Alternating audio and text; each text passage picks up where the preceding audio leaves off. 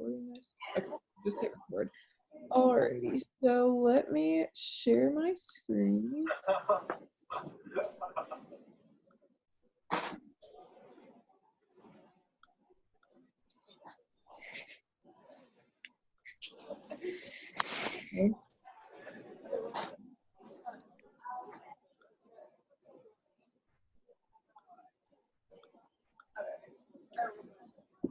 Okay. Hey, Liberty folks. Can you guys all see and hear? Yeah. Yes. Okay, awesome. Yes. All right, let's go ahead and get this rolling. Hey, Liberty folks. I don't know what you guys are doing, but I've got a little bit of snow here, so daycare is closed early, so I've got two girls watching Frozen, so I'm going to have to sort of do this session a little bit on rain check for you guys. I'm not sure how you guys will be doing, but anyway, I wanted to quickly sort of share a quick message, a bit talk about what kind of is the topic tonight, which is a little bit about interviewing and why it's important and how it all works. I always like to tell people as we start this process, some people are always like, Eric, tell me a little bit more about why we're doing interviewing, why it matters, why it works. The first overriding thing is, I'll tell you that this process of getting out there, learning, helping you discuss, gets you more confident in where you're going, generally speaking. So you'll find this process we're kicking off now for the first month, this kind of Get Smart phase, really is designed to certainly do that. But there's really two big benefits to interviewing. And you're going to see kind of in the slides that hopefully Deanna can walk you guys through, that there really are kind of a couple core reasons why I think interviewing is so important. You know, obviously there's some friendlies, so start reaching out to them already. Try and get a couple of those ones landed. But the second thing I want to talk about is kind of why we do interviewing in addition to just getting content. Because certainly one of the big things that happens when you start a book, whether it's fiction or nonfiction, is you sort of run out of steam. You just don't have enough stuff to write. And so this process that we're going to talk about is sort of helping you get some content in there. So interviewing people, doing research-driven interviews, that'll get you more stories and content to make your book richer and better. But the second part of it really is what I've learned about making sure when you launch your book, you have appropriate credibility. So there is an implicit bias against you guys just because you're working on a book and you're younger. People are going to say, oh, like, you know, they don't have 20 years of experience. And so part of the trick here is actually combating that with this early research work and continually that comes from interviews, it comes from background research, it comes from just sort of like thoughtfulness in it, is that way you wind up having credibility. So being able to pull in some research or pull in some interviews with people that are famous in themselves, you know, Tom Brady or whoever it is, that will help you add some credibility. Sort of, I spoke to this person for my book.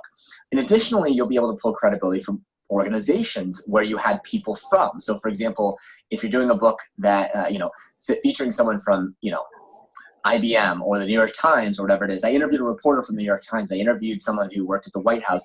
Those sorts of things will add credibility from organizations. So as you're picking which organizations to target for interviews, that will be helpful. And then the last part really is just the depth behind it. Being able to say, I spoke to dozens of people to be inspired by this book will help you. Now, this plays whether you're doing fiction or nonfiction, honestly, because part of it is to be able to showcase that you put in the work that really does convince people that you're the expert that has these knowledge behind it. So even if you're doing fiction, to be able to say, yeah, I mean, I have a woman named Sierra who's doing a poetry book, and she say, like, this book is based on inspiration from, you know, dozens of women I interviewed, and that concept just helps buoy the power of the book. So sort of reverse engineer into that. Now, the question you'll ask next is like, well, how do you do this, right? And I'll tell you a little bit about the power here is this concept.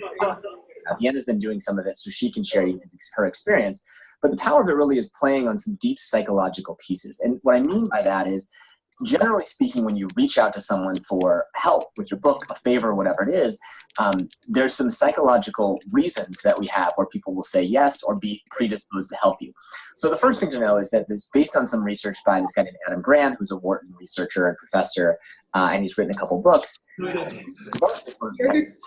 plan better interviews, and it has worked well. Like it's something that people have been using in my class for a while, because I started out, people were saying it's really hard to get people to say yes. And so here's the concept of the premise. We basically use generosity to our advantage. Now, under this research by Adam Grant, he found that the world basically is broken into three types of people, how they are naturally predisposed to be generous. About 25% of people are just natural givers. They will by and large do something to help someone else just by the very nature of their background. Like, so if you reach out to them, they're likely to want to help you, even if they, it's logistically challenges, they're likely to do it. On the other extreme, about 25% of people are takers. They're just naturally not predisposed to help people unless there's something very clear in it for them. So they are not necessarily generous by nature. It's not means they're bad. That's just not their nature. So if you reach out to them, they're not going to help you regardless. The middle chunk of people, at 50% of people, is what's called matchers. Now, matchers sort of live in a world of quid pro quo. They're people who want to, again, they're happy to be generous, but only if they know there's reciprocity happening. They want it's fair. They really believe in fairness. If I help you, you're going to help me back. And that's just their nature. When you reach out to them, the challenge is if you reach out to them asking for something, matchers really do not like takers. And so when you reach out asking for something, they're predisposed to not want to help you because they feel like you're just a taker, you're not a giver. So we play on that fact. We work on something called 5-minute favors, where what you're going to do is you're going to basically go out and help someone first, do something short and easy and simple in 5 minutes or less for people in order to basically put the ball in their court. You're going to basically kind of change the matcher perspective, because right now, if you reach out to someone cold, about 1 in 4 people are predisposed to help you. If, on the other hand, you do 5-minute favors, 3 out of 4 people are predisposed to help you. What this plays on, the 5-minute favor, is really the psychology of reciprocity. When someone helps us first, we feel like we need to repay that favor. So what you're going to do tonight is you're going to play this out. All of you are going to reach out to at least one author and one podcast host that you think would be great to interview for your book. And you're going to effectively do something nice for them. You're going to rate their book, leave them a review, and tell them about it. Or you're going to rate their podcast and tell them about that as well. You're going to send that message to them. And then what we're going to be doing next week is we're going to follow back up with these people. You'll spend some more time in this session tonight doing just this. But really, it's one of these things. Over the next few weeks, you're going to be reaching out and doing 40 nice things. So you're like, oh gosh, this seems like a lot of work. You're just being nice. That's all you're doing. And you're going to see how powerful this is to connect with people. So whether you use Instagram or Twitter or LinkedIn, you're just going to do nice things for people, like, rate their book, rate their podcast, leave a review for their book or podcast, support their cause, promote their content out there, whatever it is, do something that celebrates them, and then make your ask. And what you'll find is the results are just so much better. So that is kind of the big thing for tonight. Sorry I couldn't be there live. I've only got a limited window before Frozen ends, and I have to get back in and jump like Super Dad. So there's sort of the activity for tonight. I'll see you guys all next week. Next week we'll be doing a really fun activity, but the idea here is to kind of start the interviewing process. You'll see it's powerful to not only build content and to build credibility for your book when it comes out. And the 5-minute favor is a super secret advantage that you can use. So have a great night, guys. Stay dry. Don't let the snow get you stuck. And we'll see you all next week. Alrighty. Let me see. Okay. Alexis, can you see and hear us well? Oh, there you are. Hello. Sorry that we just went ahead and started that video, and I'm recording this thing, so he didn't really talk about anything too important at the beginning, but I'll say all this video. Bless you. So with that, we're just gonna jump right into a PowerPoint that kind of just goes over basically everything that he just said. But let me pull that up, and I will share my screen again. Okay.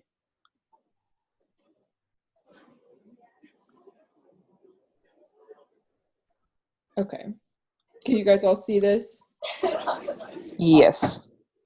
Okay, so I'm glad that all of you have gotten set up on Quip, which is very exciting and our first most important step. If any of you guys are having any problems with Quip, just send me a message or an email, and I can help you. I know I had a few other people that were kind of having a hard time. But everybody in here has their account set up, right? Yes. Awesome. Okay. Mm-hmm. And I don't know if you got a chance to watch the rest of our video from last week, but no problem if your laptop dies. I will be recording this and we'll send it to you. But yeah, so last week I just kind of continued on with our session that got cut off, and we watched the video that Brian made, just kind of showing us how to set up all our folders and everything. So hopefully you guys have been able to watch that and try to like follow along with him and setting up all your folders. But anyways, so for this week, we are going to be talking about interviews, which Eric just talked about. But so as you guys know, we're currently in our Get Smart stage, which is the first 4 weeks of writing our book. And that's not actually like producing stories yet, but it's just kind of doing all the pre-work, interviews, research, all of that. So for this month, we're going to try to schedule 6 to 8 primary interviews for you guys for your book this month. And it's not a target. Well, this is not a target. It's not a requirement. So, I mean, everybody's book is going to be different. So it just depends on what you want to do with your book because it's yours. So you guys can do whatever you want to do with it. So we're going to work to also identify 10 to 15 secondary interviews for you guys this month, which isn't really talking one-on-one with someone. It's more of like research, finding sources online, in books. So through that. So interview-driven stories. We use this knowledge to write compelling, interesting stories for our books. And we also do that with research-driven stories. So yeah, a little overview of our session. We did our welcome. We're going to talk about developmental editors next, and then we're going to do a little group activity where you kind of like think of an idea for your title, which will be fun. And then we're going to talk about interviews, and then we're going to do a quick little workshop at the end. And I'm going to try to squeeze it all into like 40 minutes. So yeah, bear with me. And if you guys ever need me to pause, I'm going kind of fast, just let me know, and I will gladly pause and answer it. So developmental editors, I kind of sent a message regarding this on Quip, and I sent an email about this last week. But yeah, so this is a little overview of Professor Custer's program. 16 of 32 of Professor Custer's authors approved to publish fall of 2016. And first-time authors need more individual coaching to help them improve their writing. Fall of 2017, 29 of 30 of Professor Custer's authors approved to publish. All authors got a developmental editor. So the importance of an editor while creating is you're kind of working alongside this specific person that's going to be assigned to you in your book. And they're just going to be kind of giving you ongoing feedback to improve your story writing and chapter writing. And this is such a big process. You want to avoid a huge revision after feedback at the end. You want to just kind of be writing smoothly and going along with that. And having this editor is just kind of going to be like your accountability partner.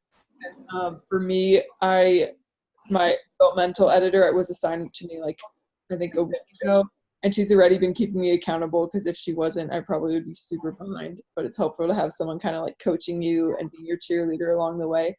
It also just gives you someone on your team who's just really focused on your book and your story and helping you. And it's what real authors do. Real authors do. Over 75% of authors interviewed have someone that kind of helps them along with this process.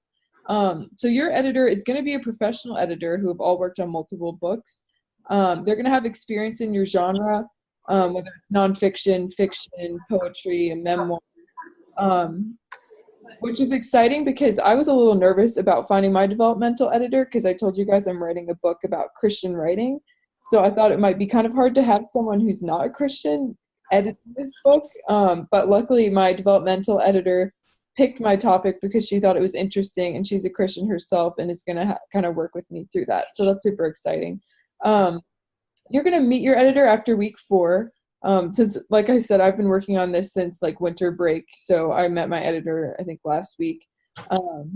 And typically you're going to spend 12 to 20 hours working. They're going to spend 12 to 20 hours working with you on your book.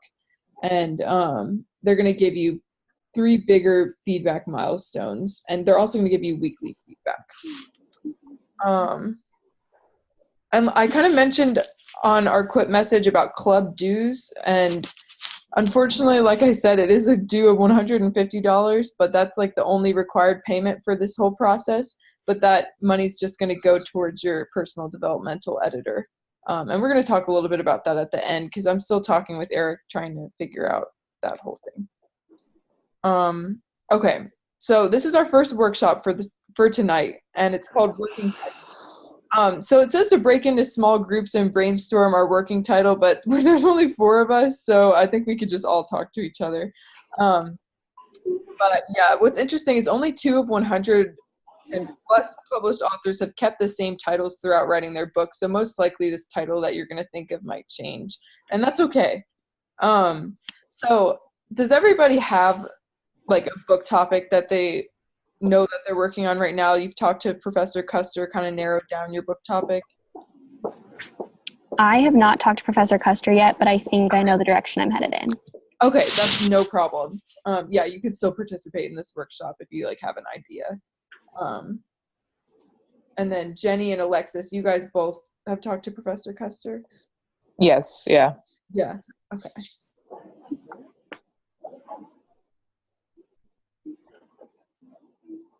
I don't know if we can hear. It's okay, you could use the chat if that works too. Awesome. Okay. So yeah, I guess we're just kind of gonna brainstorm about what do you guys like already have any idea what you want your titles to be? We can go in any order, whoever wants to go first. He had, whenever I talked to the professor, he had mentioned to me a possible title, but our conversation was so brief and it was so quick at the same time that he just threw around a lot of ideas. I didn't recall the title that he had come up with. But I know the general area that he wants to go, or that we were thinking about going in, was interviewing people who have been married, are currently married, or about to get married, and then asking basically about that, and whether they've been married for a long time, a short time, and so asking them about that, since I want to go into marriage counseling, family and marriage counseling. Right. So yeah, I'm not sure of a definite title just yet, but I know that's the direction that we wanted to go in. So I'm still brainstorming. Yeah, no problem. I honestly think that coming up with the title is like the hardest part of like a paper or like a book or anything. So it'll take some time. But what about you guys? Any ideas? So just so mine makes sense, like my kind of topic or where I'm going with it is kind of an idea of like all the different lists in our lives. Like there's like the cliche like list of who you want to be when you grow up, but then there's like the list of who you don't want to be, the list of who you're trying to be, the list of what people call you to be, even if you don't want to be it, like that kind of stuff. And so my working title is kind of listening to the list, but I haven't nailed anything down yet. I like that a lot. I feel like that's really catchy. That's a good idea. I like that. Thanks. And then Alexis, if your speaker's not working, feel free to message us your topic and an idea for a working title, if that works. Okay, I'm just gonna read it out loud. She said she talked to him, and her book that she pitched was going to be a help book for writers and storytellers. Eric kind of suggested I focus on writing for film, and I was on board for that, but over a couple of days I've not been into that focus. And she clarified with and instead of ands. Thank you. So that's an awesome idea. I think that's really good. And she said, I think I want to focus more on novels. And like I kind of said, like obviously your story is probably going to change all around throughout this process. As you start to interview more people, you might even come up with like a whole other idea. So that's okay. And like you said, it's called a working title just because it's not definite. But I kind of talked to you guys a little bit about my book. It's about Christian writing and Christian authors. So the working title I have right now is called Writing for an Audience of One. So I don't know if that's going to change, but so far it's stuck. So that's pretty good. But all right, I'm going to go back to sharing my screen. Does anyone have any questions about like working titles or anything? No. Good. Awesome. Okay. So interviews for your book. Last week at the end of the video that I sent you guys of like the session that I recorded the rest of my room, we talked about friendlies a little bit. So there's different types of people that you're going to interview. And your friendly interviews are going to be people that you already know. So, for instance, family and extended family, friends and friends of friends, coworkers and former coworkers, professors and classmates. These are people who will agree to do an interview just because you asked. And I've had a couple of these so far. I've reached out to a couple of Liberty professors from the English department who have been super helpful and willing to do interviews. So there's like tons of connections at Liberty alone. So yeah, your professors are great options. Also, just like a good thing about this group is, though we're small, we might have connections for each other. So I guess it's just important for us to keep each other updated with our book and the progress, so we can try to help each other find people to interview. But so your goal for, I don't know if this is, wait, if you've already scheduled an interview. I don't know if this is for right now or this week, but I'll say for this week, just target 2 to 4 friendlies. Try to build a list of people and think of who you think would be a good idea to reach out for this. An example of a friendly I reached out to is my sister's friend, or a guy my sister went to prom with. My sister's in high school. His mom is a Christian author, so I was able to ask her to reach out to him, to reach out to her. So like, you never know, there's so much beauty in connections. So just don't be afraid to reach out to people you know and see if they have any other options for you. If you've already scheduled any interviews, we'll post some videos to watch for you in Quip, and next week we'll talk more about it. And we're going to practice actually like interviewing each other, which that was super awkward because I had to do that with like all the other students from like different universities that I'd never met before, and we had to like interview each other, but it's fun. It's super chill and laid back. So this week we're going to talk about non-friendlies. Who should be in your book? There's 3 main types of people. So there's famous people, for example, Richard Branson, Tom Brady, Sheryl Sandberg. These people's names lend you and your book credibility, which is awesome. If you write in your book, I spoke to Tom Brady for this book about football, or I studied Tom Brady for this book, most likely that's going to make you look pretty credible that you're talking to Tom Brady. Notable people in famous organizations, manager at IBM, trainer for the Yankees, legislative aide for the White House, reporter at the New York Times. So like people that are well-known in organizations are another great group of people to target. They're obviously going to have a knowledge of whatever field they're in. And yeah, like it says, these company and organization names lend you and your book credibility. And then people who offer good knowledge and stories but aren't necessarily notable. These people provide you insight, depth, and valuable stories, but don't necessarily add substantial credibility. So far, I've interviewed some authors, and I did interview one pretty well-known author. Her name's Lisa Whittle. I don't know if any of you guys are familiar with her, but the rest of my authors are published authors, but I had never heard of them beforehand. I wouldn't really consider them famous, but they've been able to offer me some amazing stories that are going to be really beneficial to my book. So just because somebody's not famous or well known doesn't mean that they're not going to make a great source for your book or offer you some great content. Yeah, your goal is to have a mixture. And as a younger author, you'll need to showcase credibility of your book through A, who you interview and research, and B, through the quality of your work. So you're going to want to build your list. And if you guys have set up your folders in Quip yet, if you haven't, no worries. I would just recommend doing that soon so you can go ahead and get started. But Brian shows you how to make your Get Smart folder, which includes your interviews list. And so if you haven't set this up, you don't build this yourself. You basically copy and paste a document that's blank, and then you're going to fill in all this information yourself. So you're going to want to start building a list of maybe about 40 to 50 people that you think would be good to interview. And that doesn't mean you have to interview all of them, but it's just good to have your list down on paper so you have an idea of who you're looking to interview.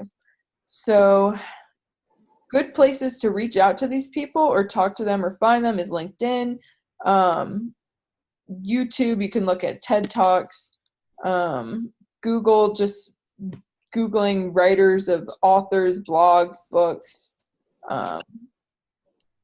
people involved in organizations. The process of just building the list helps you understand independent knowledge.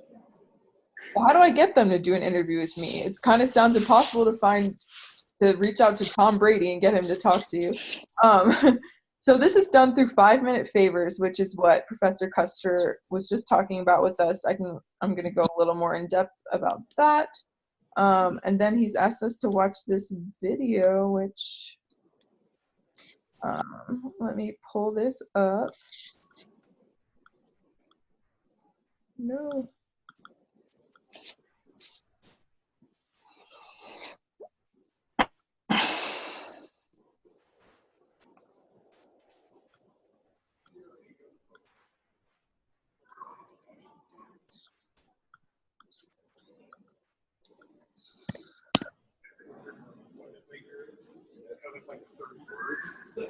My head really hot.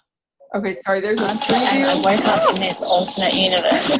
Okay, let's share this.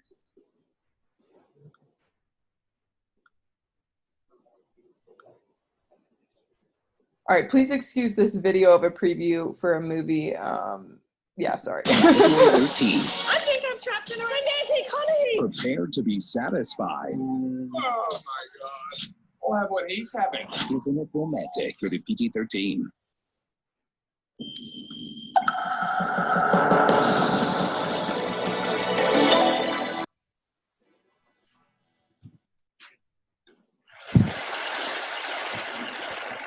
So I want you to look around the room for a minute and try to find the most paranoid person here. And then I want you to point at that person for me. Okay, don't actually do it. But as an organizational psychologist, I spend a lot of time in workplaces, and I find paranoia everywhere. Paranoia is caused by people that I call takers. Takers are self-serving in their interactions. It's all about what can you do for me? The opposite is a giver. It's somebody who approaches most interactions by asking, what can I do for you? And I wanted to give you a chance to think about your own style. We all have moments of giving and taking. Your style is just how you treat most of the people most of the time, your default. So I have a short test that you can take to figure out if you're more of a giver or a taker, and you can take it right now.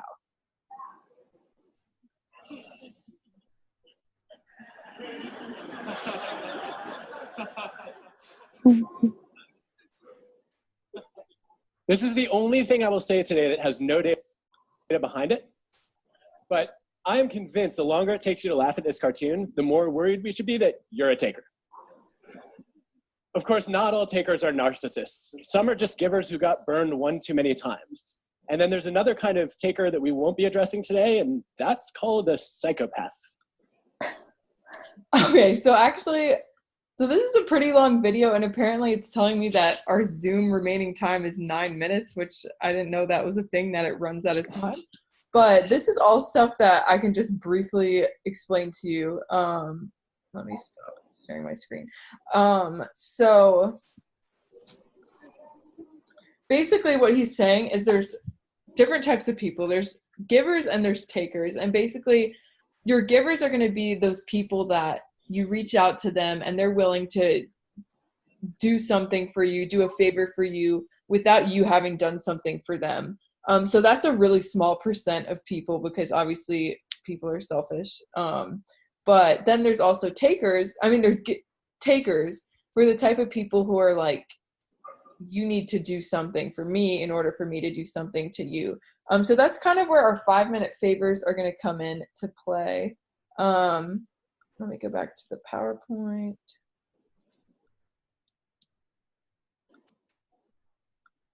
So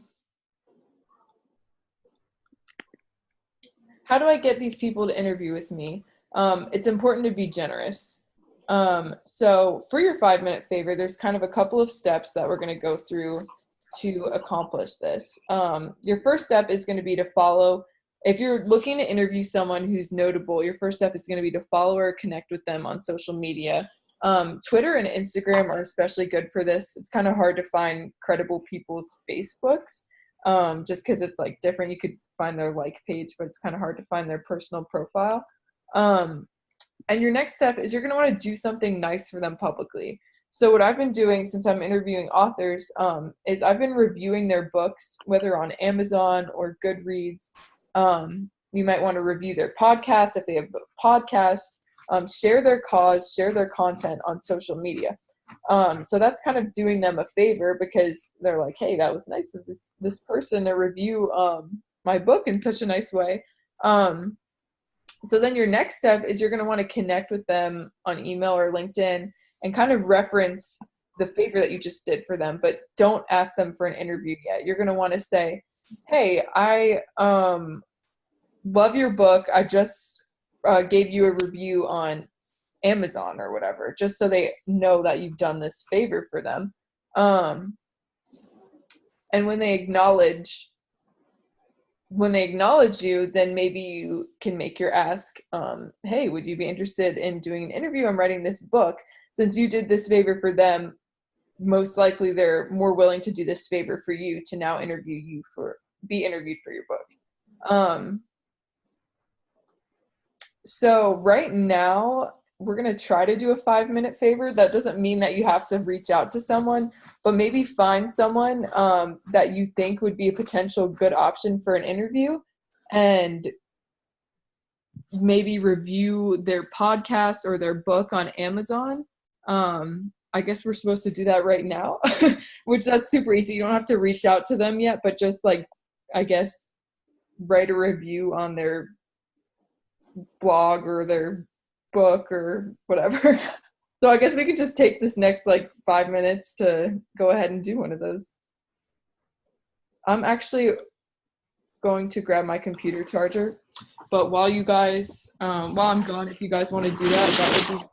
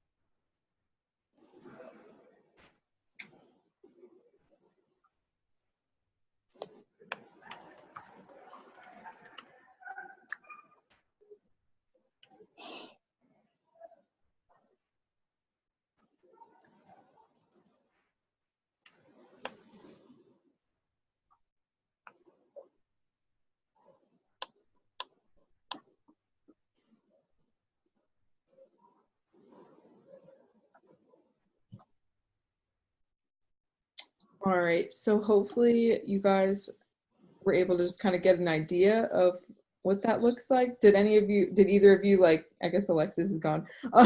Did either of you find anybody that you thought would be like a good person to interview and review their book or something?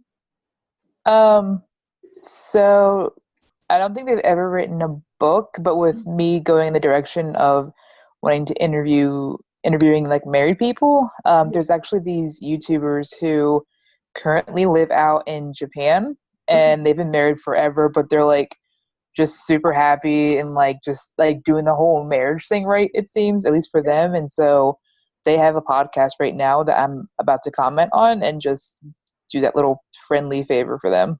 Yeah, definitely. Yeah, and you can even comment on like a YouTube video and just say like, this is awesome. And then when you send out your message to them, say, hey, I recently watched this video and commented on it. Yeah, and just acknowledge that comment, I guess. Yeah. Yeah. Did you have any luck, Alexis? Alexa, I'm sorry. No, you're good. There's two of us. Yeah. Yeah, so I'm kind of thinking for mine, like podcast-wise or author-wise, would be Sadie Robertson. Yeah. And then maybe Lisa TerKeurst. Definitely. You guys read her books? That's like my favorite author. Yeah. So maybe though, I feel like it's going to be hard to get a response back though. Like they probably get a lot of messages and stuff. Yeah. What's interesting about Lisa TerKeurst is my sister is like friends with her daughter. So she gave me her daughter's number to like send a text to, and I sent this long text saying like, hey, like, love to interview your mom. I said like other stuff, but I never got a text back. So obviously not like everybody's gonna be, I don't know, not everything's gonna work out, but you'll be surprised at some of the people that respond. Like I told you guys, Bob Goff emailed me, like that was a super big step. That's so cool. New York Times best-selling author, like that was super exciting. So it's worth just trying with these 5-minute favors, and yeah, I'll send out a video of more information on like how to do that. But for the sake of time, I'm going to keep rolling. But so over the next week, try to target doing 25-minute favors. And I know that sounds like a lot, but really what it takes is just to write a short review on something. Hey, love this book. So yeah, I would just target to do 20 5-minute favors, because your goal is you're going to want to do a ton of these, because most likely if you do a lot of these, at least some people are going to respond and acknowledge this. So your goal is to just kind of do a ton, not expecting every single person to respond, obviously, but kind of giving it a shot. So the next week you're going to target doing 20 more, and that's not like, you don't have to do that, but it's just kind of like a target. So yeah, use social media, review their book, review their podcast.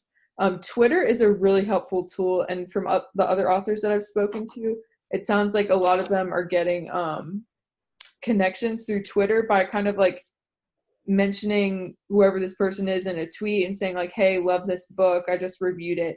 So Twitter is kind of a good way to reach out to these people. It says it's actually fun to be nice, plus people will be receptive to doing interviews with you. So for this week's activities, try to get 2 to 4 friendlies. We talked about that, friends, coworkers, relatives, to agree to do an interview with you. If someone wants to do an interview with you this week, watch the videos on interviewing that I'm going to send for stories from our author chat room. I'm going to send that. Do 25-minute favors, like I said. And just keep building and expanding your list. That kind of took me a while to just keep thinking of people, but on your interview sheet, you're going to see once you go into Quip that it's kind of set up where you'll be able to write your people. Hold on, let me share my screen with you guys so you can just see my Quip screen. Let's see.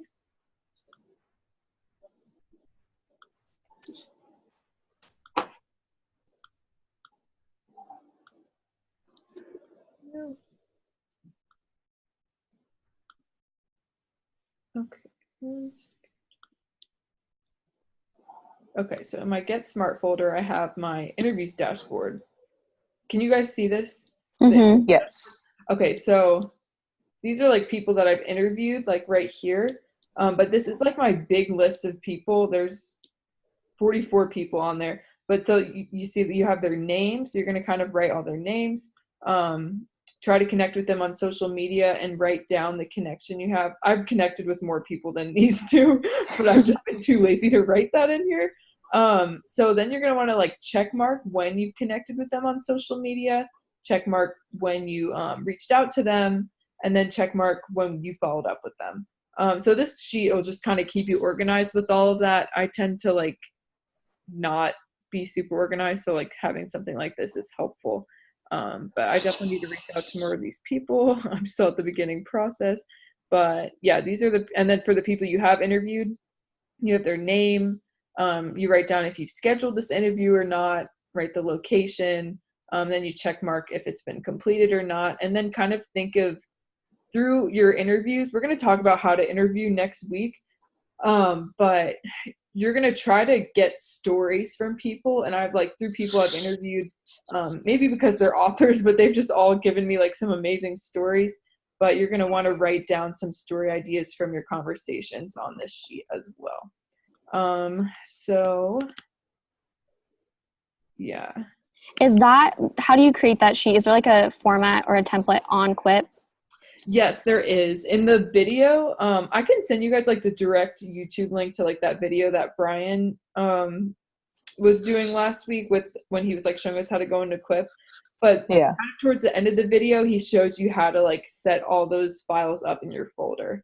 Okay, I can resend that to you guys. And if you have any questions, let me know. It's super easy. Basically, you just copy and paste. But so then the last activity, I think that's the last one. Yeah, you're gonna wanna part of like the video that Brian was sharing is that we have this document in our like Liberty folder that has everybody's book topic. So if you haven't yet, just kind of write down your idea and your working title into that folder. Into that file. I can show you guys on Quip actually right now how to access that. So this is like our group folder, but if you see right here where it says your book idea, I have like my name, my work book title, and a summary of the topic. So if you guys want to like write in, fill this in, like choose a line for you to write your name and your book title, this will kind of give us all a general idea of what everybody's working on, so we can kind of help each other find connections and find ideas. So then the last thing says, enjoy the adventure and let's make you an expert. Then let's have fun with that super fun roller coaster picture. But yeah, so that's the whole PowerPoint. And let me just make sure I got everything. Right now, do you guys have any questions about anything? So we're going to be going over interviews next week. Is that when we would find out possibly like also getting a script on like certain questions we could ask, or? Yeah, so next week, there's not really like a specific script that we have, but there's like a certain formula almost, if that makes sense, to these interviews. And we're going to go over that, just like certain steps, and like when we practice interviewing each other, like that'll kind of help like give us an idea of like what to ask and everything. So we'll talk about that next week for sure. Okay, cool. So for this week, we're just shooting for the 20 like 5-minute favors or whatever.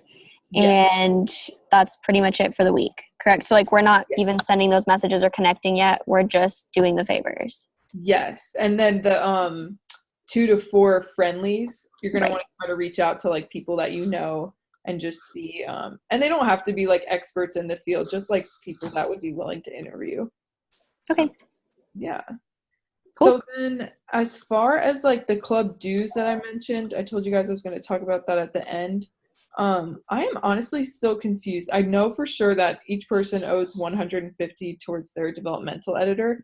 And I believe like, since we're trying to get this money to them, I think it's done through PayPal, but I'm going to schedule a call with Brian as soon as possible just to clarify that. But for now, I believe that we're going to be paying through PayPal, and I guess it'll go to me since I'm like the president, but I will give you guys more information on that. I'm sorry I don't have like a clear answer because like that's important. It's your money. So yeah, I'm going to try to send you guys a message about that tonight, just so everybody's on track with that, because we kind of need an answer for that. But yeah, other than that, I think that's everything that we have for tonight. But thank you guys for coming, even though it's through video. And I'm going to send this video, like I said, once again, if you like forget anything or need to like go back. And I'll also send, I think there was another video I had to send. I'll check in Quip. But yeah, I would recommend watching that video that Brian put out and just kind of getting all your like folders put together on Quip. But other than that, I think that's everything. Okay. Thank you. Have a good night, guys. You too. Bye. Bye.